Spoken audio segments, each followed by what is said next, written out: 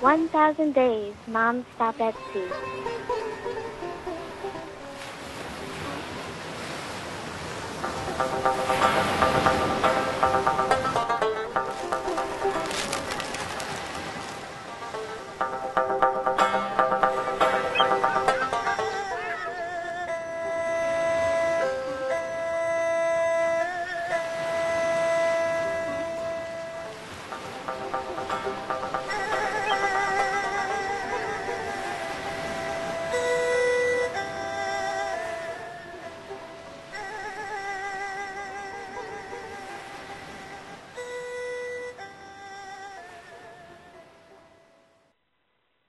I was having breakfast while Reed made his daily morning rounds.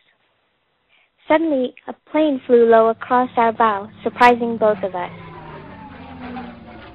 Reed rushed into the pilot house and turned up the radio. Apparently, we were sailing into an area that was used to conduct firing tests. What kind of firing test, I don't know, but we were more than happy to move.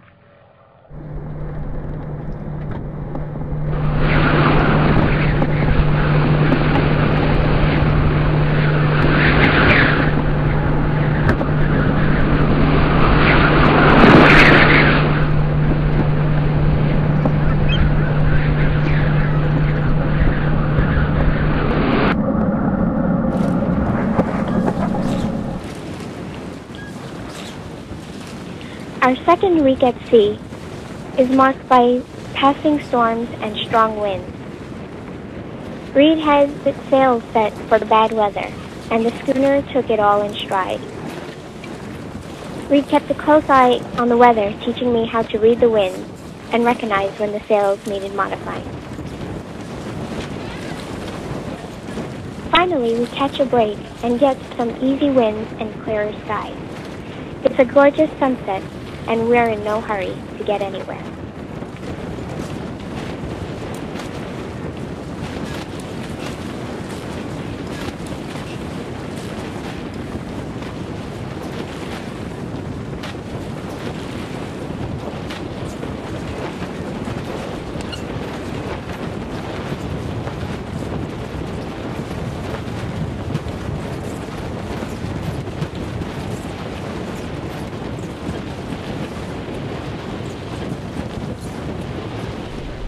Day at sea, and it was cloudy all day and we were mostly becalmed, and now suddenly a breeze sprang up.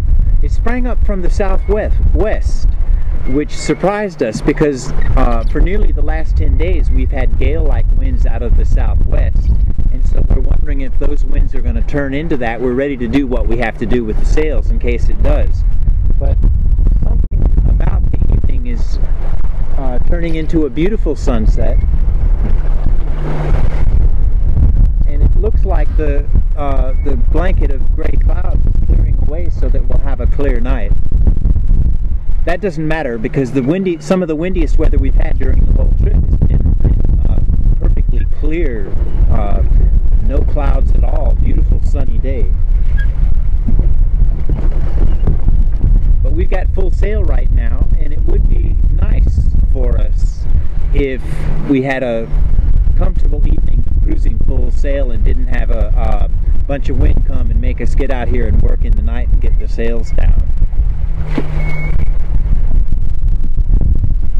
Everything's going real good for us.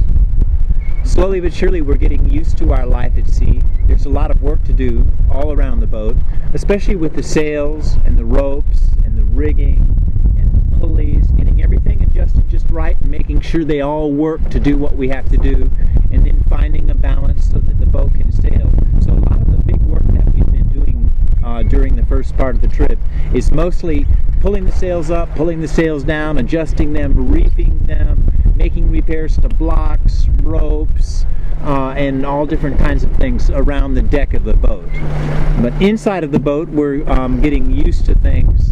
We're cooking all our meals and our afternoon coffee snack. In a lot of ways, it's like it was on the land before we left, because Sonia and I already spent nearly 9 months mostly alone together. So I was hoping that once we went to sea, our routine wouldn't be too different, so that we could make easily.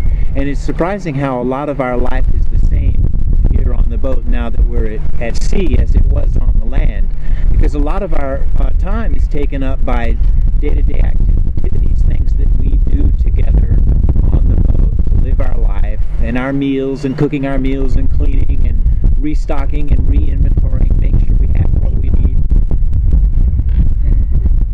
Okay, and a beautiful rainbow. I wonder if it will show up in the camera. There it is. Yeah,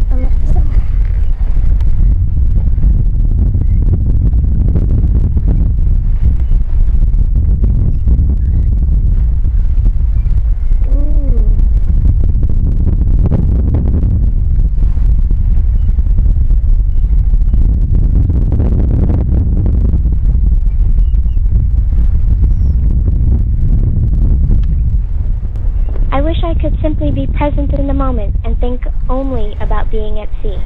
But Reed and I promised to send back vlogs, and I am caught off guard by just how many hours I spend each day on the computer.